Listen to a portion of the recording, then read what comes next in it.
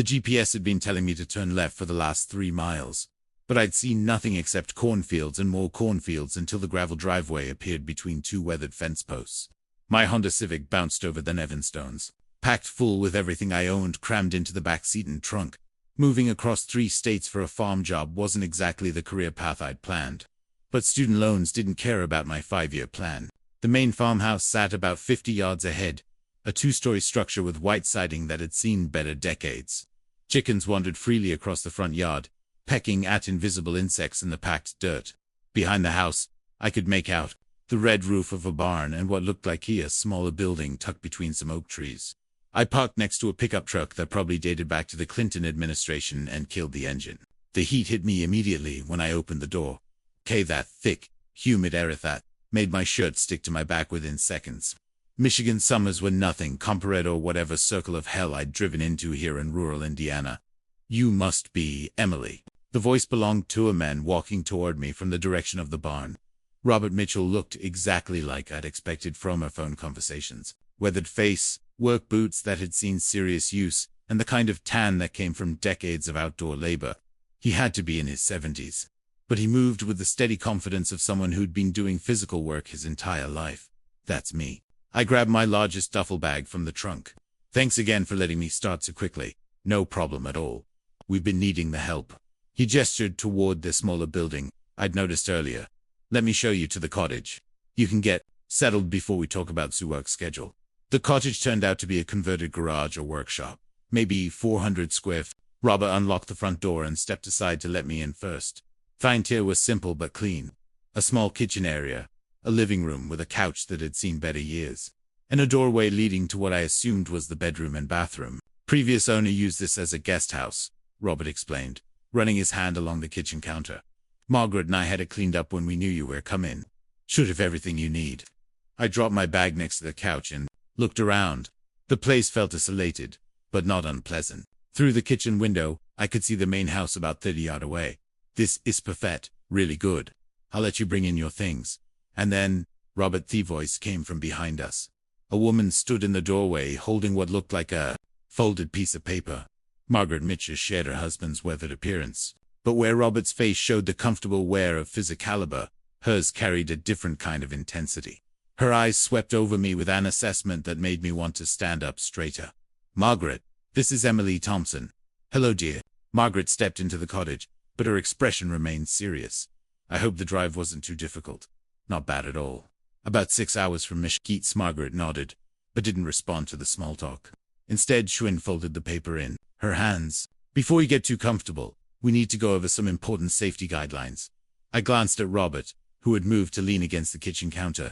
His posture suggested this was routine, but something about the way he avoided making eye contact made my stomach tighten slightly.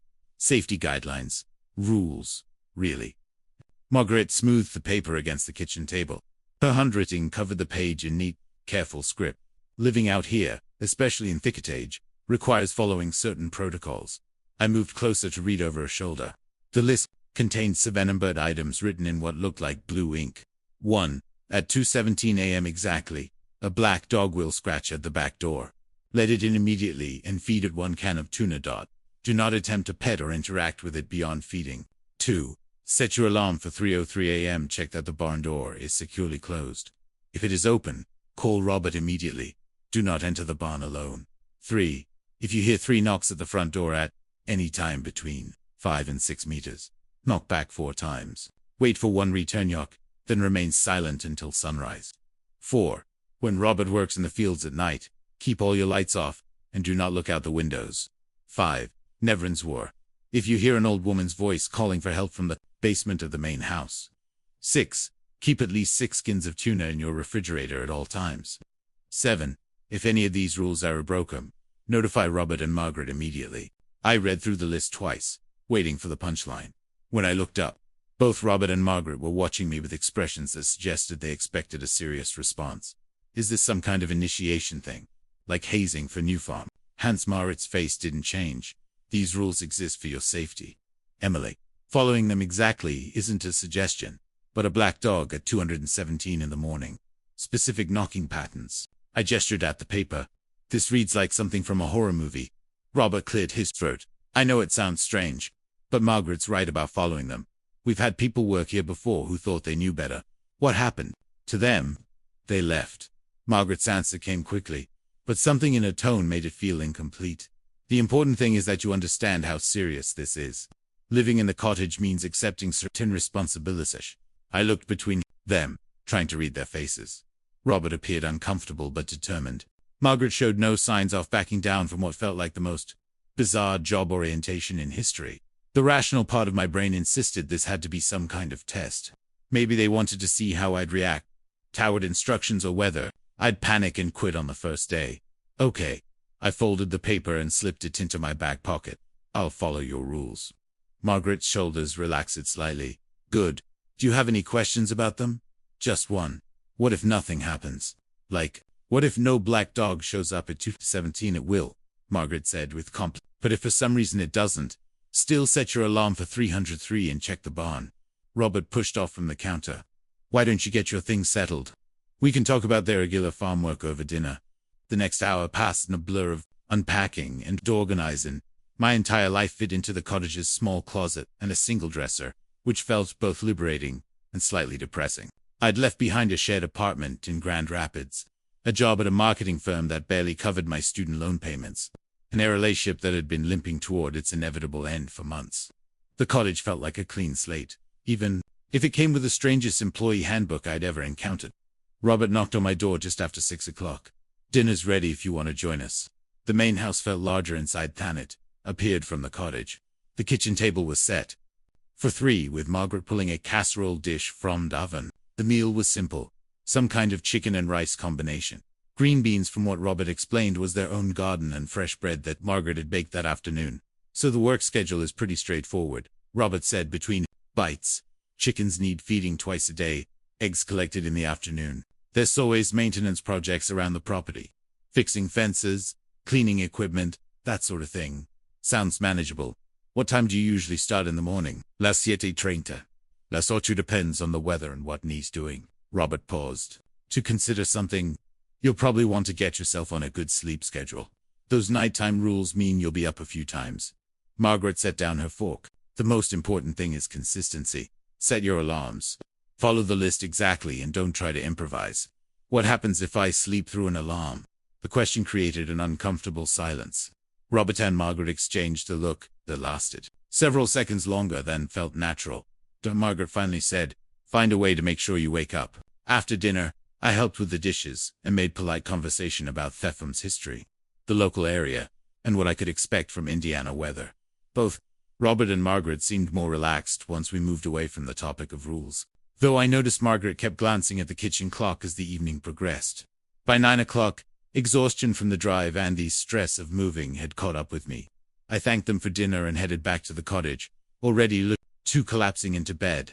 The cottage felt different at night, smaller somehow and more isolated. I could see the warm glow of lights from the main house windows, but the distance between the buildings felt much greater in the darkness. I checked the locks on both the front and back doors, then set up my phone charger next to the bed. Margaret's list sat on my nightstand, the blue ink visible even in the dim light from my phone screen.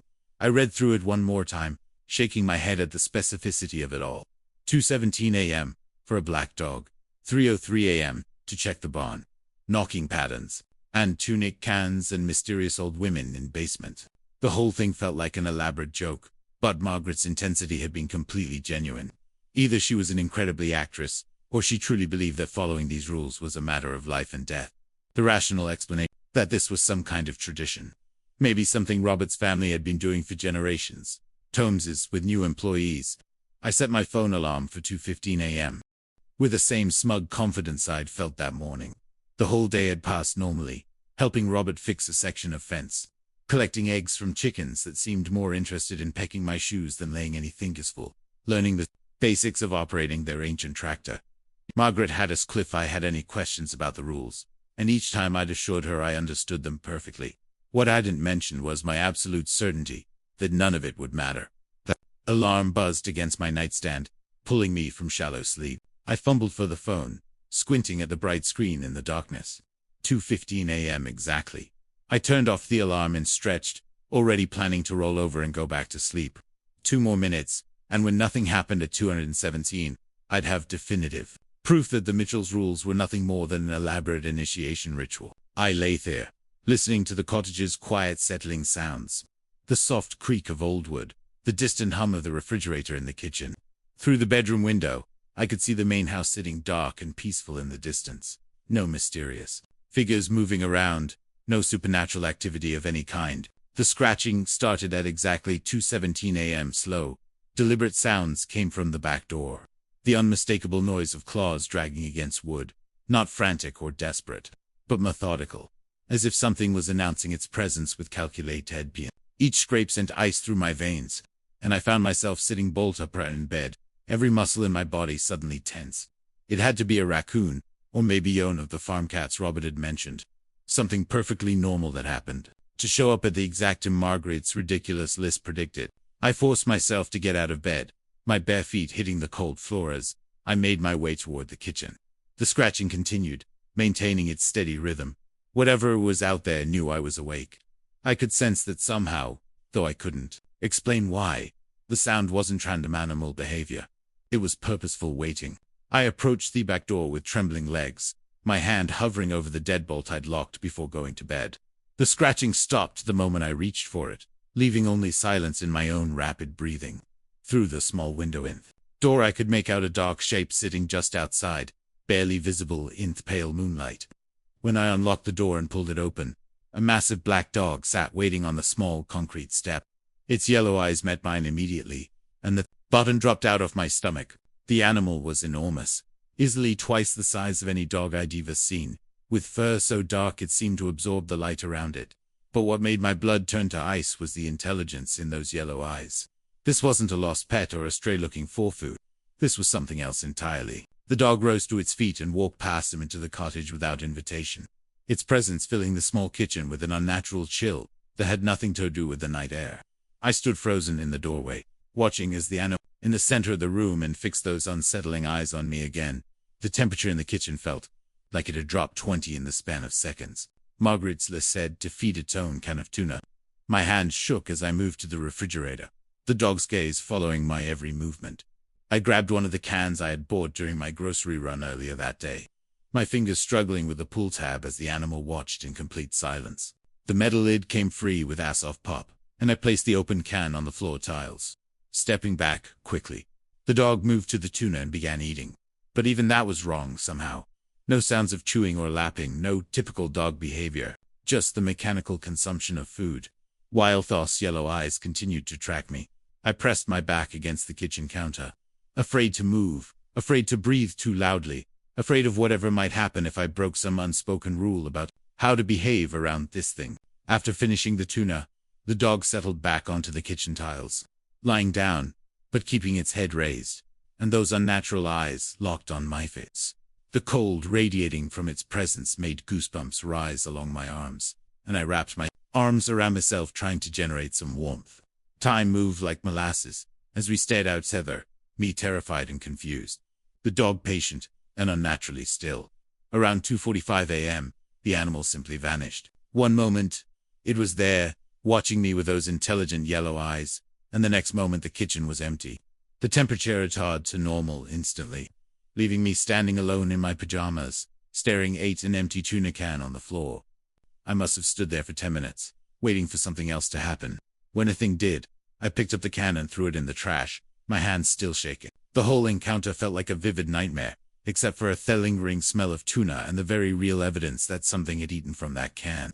Back in the bedroom, I set another alarm for 3:03 a.m., my mind reeling from what I just experienced. Margaret's rules weren't a prank. They weren't some elaborate joke designed to mess with new employees. That thing in me kitchen had been real, and it had appeared at exactly the time her list predicted. When the 3:03 alarm buzzed, I was so rattled by the dog encounter that my brain refused to function properly. I turned off the alarm and stared at the ceiling, my thoughts cycling between terror and disbelief. The barn.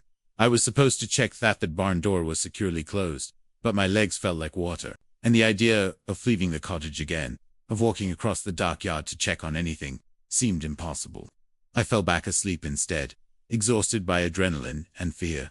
Morning came with bright sunshine and the distant sound of chickens. making the night's events feel even more surreal. I dressed quickly and walked to the main house where Margaret was already setting breakfast on the table. Robert sat reading what looked like a farming magazine, his coffee cup steaming in the early light. "How did you sleep, dear?" Margaret asked. Though something in her expression suggested she already knew the answer. The dog came at 2:17, just like you said." Robert looked up from his magazine, his weathered face serious. "And you fed it?" "Yes. 1 can of tuna exactly," Lithith said. Margaret nodded approvingly, but Robert's expression remained focused. "What about the bond check?" My stomach dropped. I forgot. I was so shaken up by the dog that when my alarm went off at 3:03, I fell back asleep. Robert's face darkened, and he set down his magazine with deliberate care.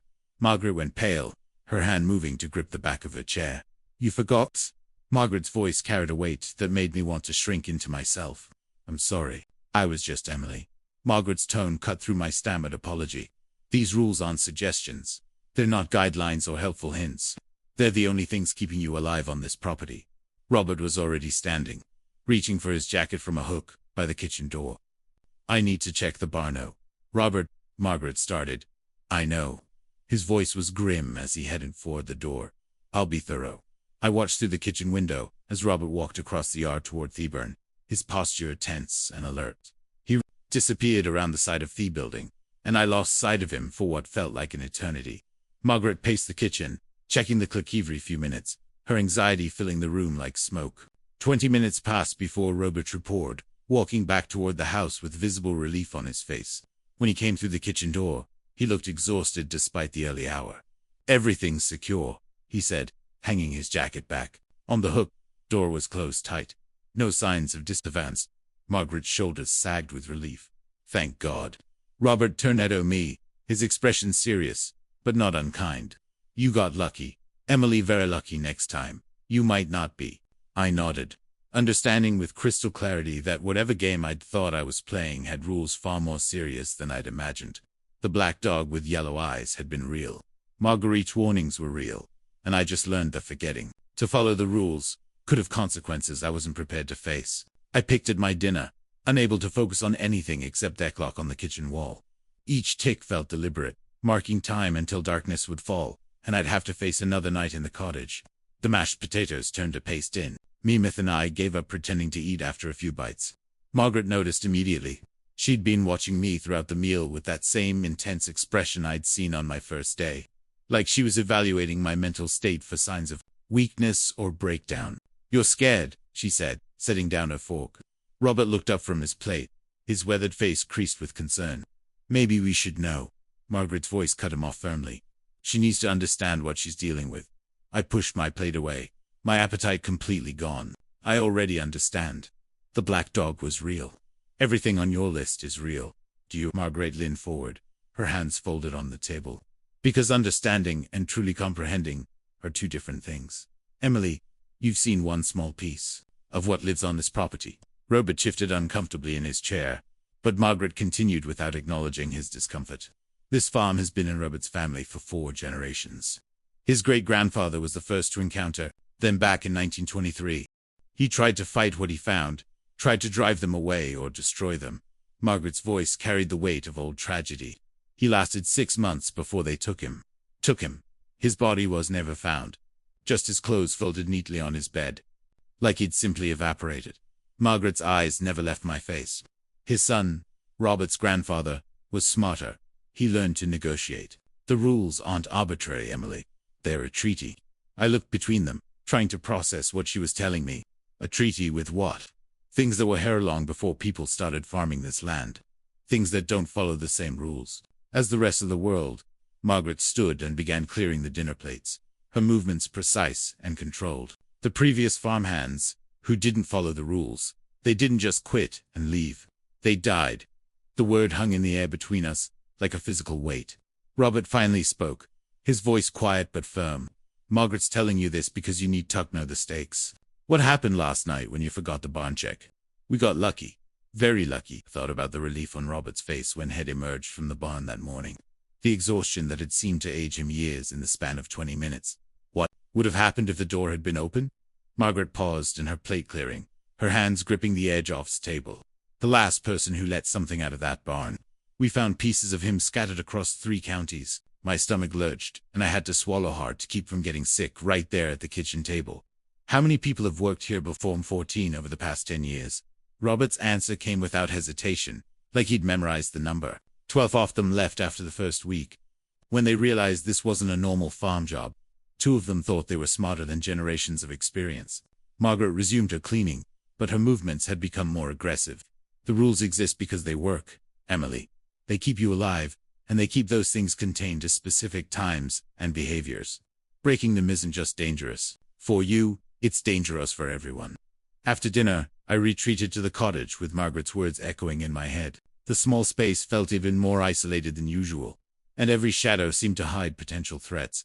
I checked the locks on both doors 3 times, arranged 6 cans of tuna in the refrigerator where I could grab them quickly, and set my phone alarm for 2:15 a.m. Then, I sat on the couch and watched the time crawl forward, with agonizing slowness. 9:30 p.m. became 10:15, then 11:45. Each minute felt like an hour, and I found myself checking my phone constantly, as if the numbers might suddenly jump forward and spare me the wait. The cottage's normal settling sound seemed amplified in the darkness. Every creak of wood, every whisper of wind against the windows, made me tense with anticipation. By 1 a.m. I was pacing the small living room, unable to sit still. My nerves felt like live wires under my skin, and the weight of Margaret's warnings pressed down on me like a physical presence. 14 people, 12 who left, 2 who did Becca's. They thought they knew better than a century of carefully negotiated survival. At 2:15, my alarm buzzed with mechanical precision. I turned it off and moved it toward the back door, my legs unsteady, but my resolve firm. Whatever was coming, I would follow the rules exactly. No improvisation, no second doing, no mistakes that could end with pieces of me scattered across 3 counties. The scratching started at 2:17, but this time it sounded different, more aggressive, more insistent. The class dragged against the wood with deliberate force, creating deep gouges I could hear even through the solid door. Whatever was out there wasn't just announcing its presence, it was demanding entry. You knocked the door and pulled it open, stepping back quickly as the massive black dog pushed past me into the temperature drop was immediate and severe, like stepping into a walk-in freezer. But tonight, he noticed more details, and all of them were wrong. The dog's fur absorbed light completely, creating a hole in my vision where it sat. Its yellow eyes glowed with their own illumination, casting faint reflections on the kitchen walls, and when it breathed, the sound was all wrong. Too slow, too rhythmic, like a mechanical bellows rather than living lungs. I grabbed a can of tuna from their refrigerator, my hands steadier than they'd been the night before. Fear was still there, but it was controlled now, focused into careful attention to every detail. Margaret had stressed. I opened the can and placed it on the floor, then retreated to the far side of the kitchen. The dog moved to the tuna, but instead of eating immediately, it sat beside the can and fixed those unnatural eyes on me. We stared at each other for what felt like an eternity, and I realized it was studying me just as intently as I was. It, testing me, maybe evaluating whether I would panic or try to do something stupid. Eventually it began eating with that same wrong, silent consumption I'd witnessed before. But this time, I watched its breathing carefully, counting the intervals between each rise and fall of its massive chest. 10 seconds in, 15 seconds out. Number. Living animal breathed that slowly. The dog finished the tuna and settled down to the kitchen tiles. But tonight, it didn't just lie down. It positioned it between me and both the front and back doors, effectively trapping me in the kitchen area. The message was clear. I wasn't going anywhere until it decided to leave. At 2:45 it vanished as suddenly as before, taking the oppressive cold with it. I waited several minutes before moving. Mackinger, it was truly gone before I cleaned up the empty tuna can and prepared for the next checkpoint. My 303 alarm went off, and I forced myself to walk across the dark yard to the barn. The building against the night sky, its red roof barely visible in the pale moonlight. I approached the main doors with careful steps, my phone's flashlight beam shaking slightly in my hand. The barn doors were securely closed, the heavy wooden beam still in place, exactly as Robert had left them. No signs of disturbance, no evidence that anything had tried to force its way out.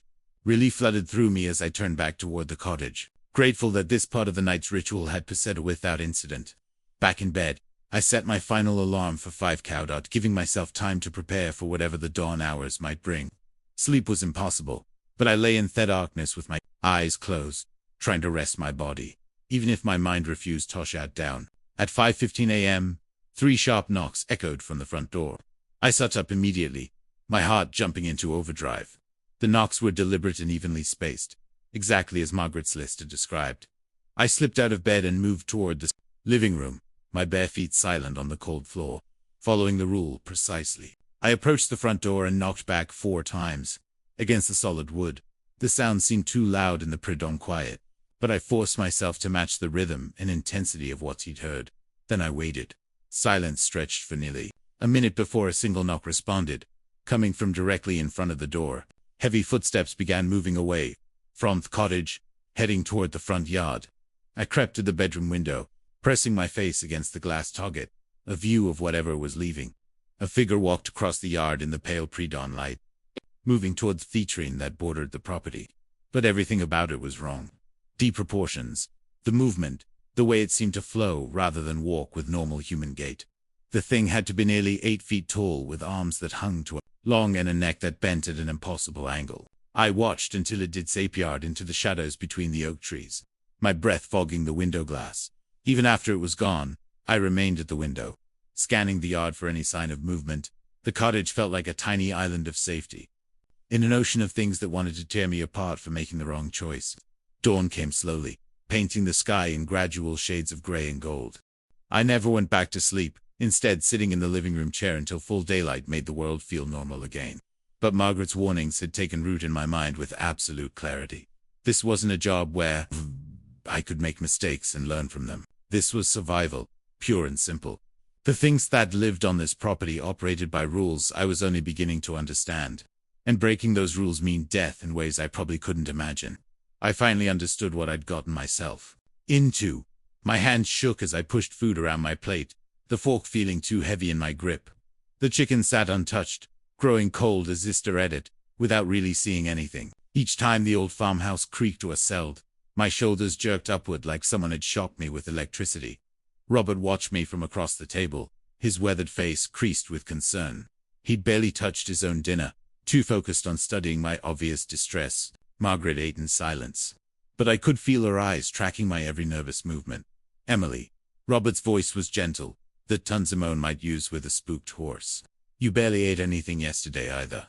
I set down my fork, giving up the pretense of eating. My stomach felt like it was full of rocks, twisted too tight to accept food. I'm not really hungry. You need to keep your strength up, Margaret said, though her voice lacked its usual firmness. What you're dealing with, it's going to get harder before it gets easier. Robert leaned forward, his hands clasped on the table. Maybe you should sleep in the main house tonight, just this once. The suggestion hit me like a lifeline thrown to a drowning person. The idea of spending the night somewhere that felt safer, somewhere with Robert and Margaret nearby, made my chest loosened with relief. But Margaret's reaction killed that hope instantly. No. Her voice cut through the air with absolute finality. She has to stay in the cottage. Robert's face showed surprise. Margaret, look at her. She's exhausted, terrified. The entities are specifically tied to whoever lives in the cottage, Margaret explained, her tone taking on that lecture quality I'd come to recognize. That's how the treaty works. Moving her would break the agreement and put all of us in danger. I wanted to argue to beg them to reconsider, but the logic made sense in the twisted way everything on this farm made sense. The black dog, Comito my door. The bond check was my responsibility. The knock came to the cottage where I lived. Moving me somewhere else would probably just make everything worse. How long does this go on? I asked, hating how small my voice sounded. How long before they stopped testing me?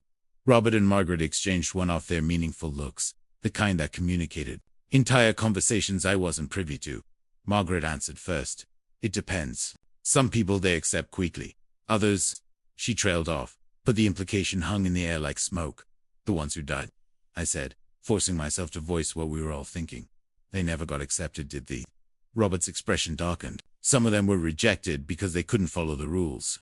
Others, he paused, choosing his words carefully. Others were rejected because they weren't strong enough to maintain the balance. The word balance stuck in my mind as to the cottage after dinner. Margaret had used it before. This idea that the rules weren't just about my survival, but about maintaining some kind of equilibrium between their world and whatever existed alongside it. I was apparently part of that equation now, whether I wanted to be or not. I spent the evening hours checking and rechecking everything. 6 cans of tuna wrenched in the refrigerator, phone charged and ready. Alarm set for 2:15, 3:03, and 5L. Every lock secured.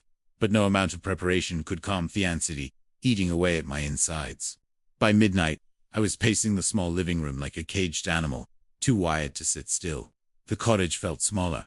Each night the walls pressing closer as darkness deepened outside. Each shadow seemed to hide potential threats. And every ordinary sound made him flinch. When my alarm buzzed at 2:15, I was already awake, staring at the ceiling gun counting down. The minutes. I turned off the phone and moved toward the back door, my legs unsteady, but functional. The scratching started exactly on schedule. But tonight, it sounded different, heavier, more deliberate. Like whatever was out there was pressing its full weight against the wood. I opened the door and stepped back, as the massive black dog pushed inside, bringing its usual wave of unnatural cold. But something was immediately weighing. As the animal walked across my kitchen floor, it left behind wet paw prints on the tiles, dark, glistening marks that looked almost black in the dim light. The night was completely dry. I'd checked the weather obsessively, and there hadn't been rain in over a week. The dog's fur should have been as dry as everything else outside, but instead it dripped some kind of moisture that left puddles wherever it stepped. I grabbed a can of tuna with shaking hands, opened it, and placed it on the floor. The dog moved to the food, but paused before eating, lifting its massive head to study me with those yellow eyes. For a moment, I thought I saw something that looked almost like recognition. Not just awareness, but familiarity. As if it had been watching me for longer than just these few nights. The animal ate in its usual silent way, then settled onto the kitchen tiles. But tonight, the wet prints kept appearing around its body, spreading outward like it was slowly leaking whatever dark liquid clung to its fur. The smell was wrong, too. Not wet dog, but something metallic and sharp that made my nose burn. At 2:45, the dog vanished, leaving behind only the wet marks on my floor.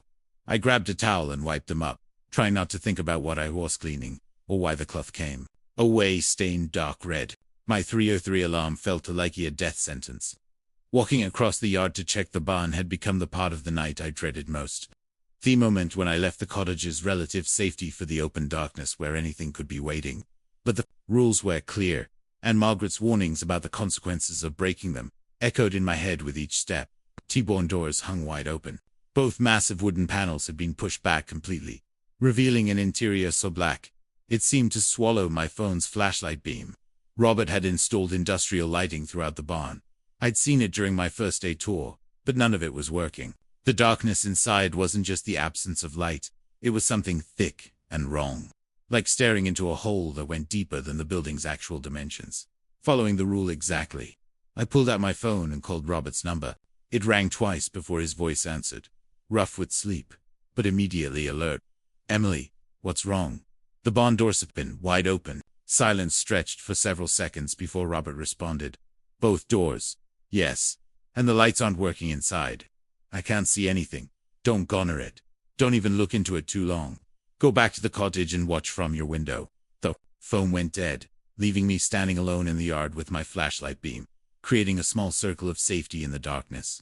I followed Robert's instruction, practically running back to the cottage and positioning myself at the bedroom window, with a clear view of the barn. 10 minutes later, Robert emerged from the main house carrying what looked like a shotgun. He walked across the yard with determined steps, but even from a distance, I could see the tension in his shoulders. Whatever was wrong with Eben, he knew it was serious.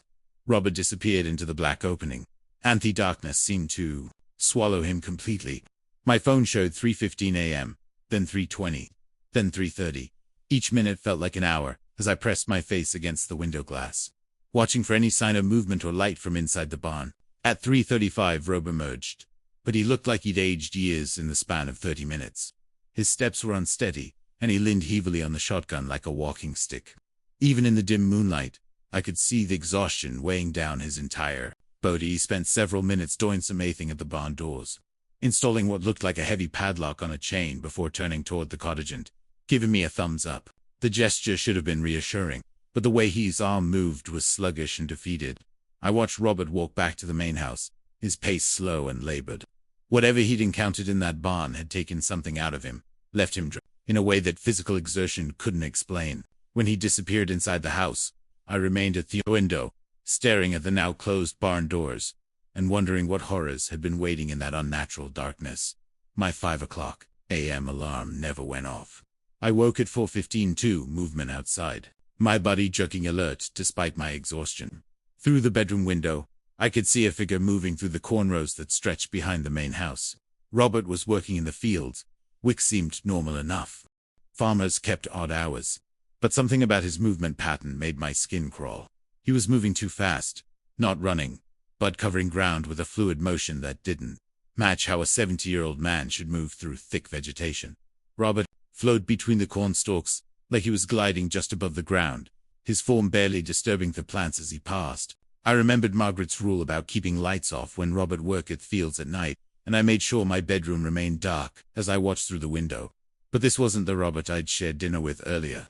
This figure moved with predatory grace, bending and twisting in ways that suggested joints that bent differently than human anatomy allowed. The thing that looked like Robert worked the rows methodically, but its purpose wasn't clear. It wasn't harvesting or tending to anything visible. Instead, it seemed to be searching for something, moving from row to row with systematic precision that felt more like a hunt than farm work. I pressed myself against the bedroom wall, keeping only one eye to the window's edge as I tracked the figure's movement.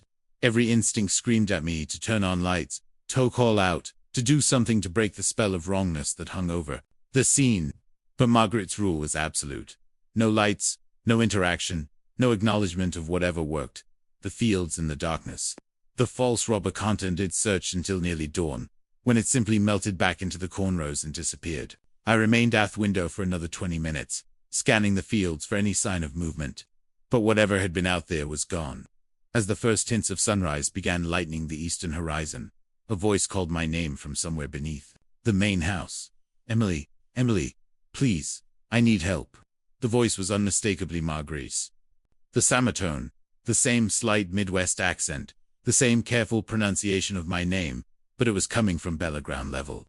From what had to be the basement Margaret had warned me about in her rules. Emily, something's wrong down there. I'm hurt. Please, come help me. I pressed my hands over my ears, but Margaret's voice seemed to seep through my fingers, growing more desperate with each call. The sound carried perfectly across the yard, clear and urgent, and so realistic that my body wanted to respond automatically. I can't get upstairs. My leg is broken. Emily, please, I need you to come down here.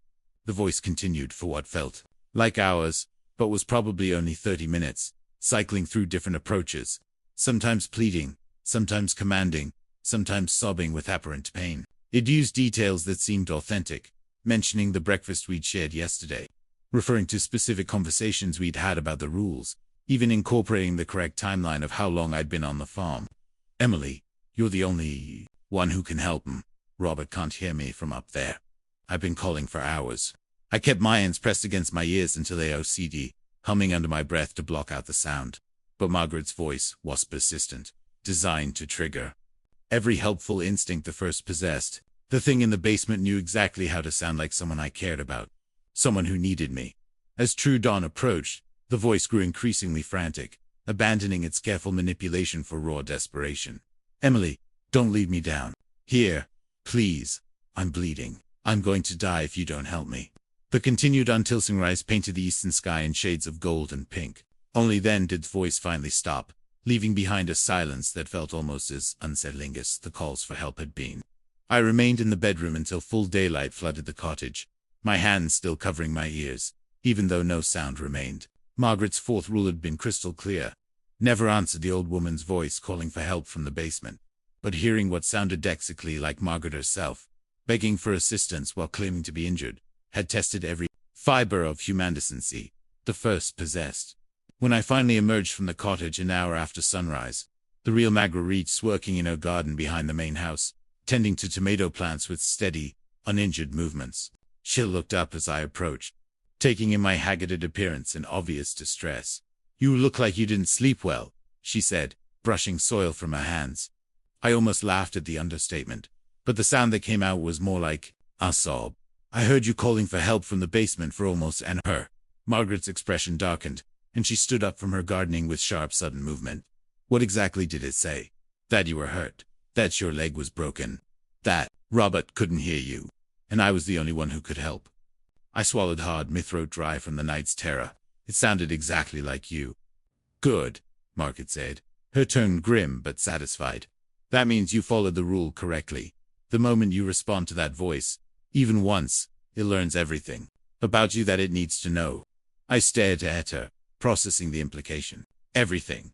Your fears, your weaknesses, your relationships, your history. Everything that makes you who you are becomes a weapon it can use against you. Margaret picked up her gardening tools and headed toward the house. You survived your fourth night, Emily. That's more than most people manage. But as I watched her walk away, I couldn't shake the feeling that surviving and truly living through what I'd experienced were two entirely different things. The cottage door slammed behind me, harder than I'd intended, the sound echoing across the morning yard like a gunshot. My legs carried me toward the main house with purposeful strides, fueled by a night's worth of accumulated terror that had finally crystallized into something sharper than fear, anger. I found Robert and Margaret in their kitchen, seated at the same table where we'd shared careful conversations about farm work and weather patterns. But this morning felt different. The pretense we'd all been maintaining for 5 days had worn too thin to continue. Margaret looked up from her coffee cup as I walked through the door without knocking. Her face registered immediate concern at whatever expression I was wearing. But I was past caring about social niceties. I want to know what's really happening here, I said, pulling out the chair across from them and sitting down heavily. No more vague warnings about following rules. No more stories about previous workers who supposedly just quit. I want the truth. Robert sat down his newspaper and studied my face with those weathered eyes. Margaret's hand tightened around her coffee mug, her knuckles going white against the ceramic. Emily, Robert started, but I cut him off last night. I watched something that looked like you worked the fields, moving in ways that violated basic human anatomy. I listened to something that sounded exactly like Margaret begging for help from your basement for over an hour. 2 nights ago, that dog left bloody paw prints on my kitchen floor. And yesterday morning, you came out of that barn looking like you'd aged a decade in 30 minutes. I leaned forward, my hands flat on the wooden table. So, tell me what this place really is. Or I'm packing my car and leaving within the hour. The silence stretched between us, filled only by the distant sound of chickens pecking around the yard. Robert and Margaret exchanged one of their meaningful looks, but this time, the communication seemed to involve resignation rather than secrecy. Robert spoke first, his voice carrying the weight of someone who'd been avoiding this conversation for far too long. This farm sits on something old, Emily, something that was here long before my great-grandfather cleared the first fields, long before anyone thought of plant crops or raise livestock. He paused, running a hand through his gray hair. We're not sure what it is exactly. A thin place between worlds, maybe a crack in whatever keeps things separated that shouldn't meet. Marguerite picked up the explanation without missing a beat, her voice taking on that familiar lecture tone. Whatever it is, it's hungry. It feeds on chaos, unburying the established boundaries that keep it contained. The rules aren't arbitrary traditions. They're a careful and negotiated truce. Negotiated with what? Entities that existed here before humans arrived, Robert answered. Things that don't follow the same physical laws as ours. The black dog, the figure that mimics my appearance, the voice from the basement, they're all part of the same collective consciousness. Margaret stood and refilled her coffee cup, her movements precise and controlled. Robert's great-grandfather tried to fight them when they first appeared. He lasted 6 months before they took him. His son was smarter. He learned that these things could be reasoned with, contained 2 specific times and behaviors. What do they want? I asked, though part of me already suspected things were. To break free, Robert said simply. To expand beyond this property and into the wider world. The rules keep them satisfied enough to maintain the status quo, but they are always testing for weaknesses. Margaret returned to her seat, fixing me with that intense stare I'd come to recognize. You asked about previous workers. 14 people have worked here over the past 10 years. 12 left after the first week when they realized what they were dealing with. And the other 2, they thought they were smarter than a century of experience.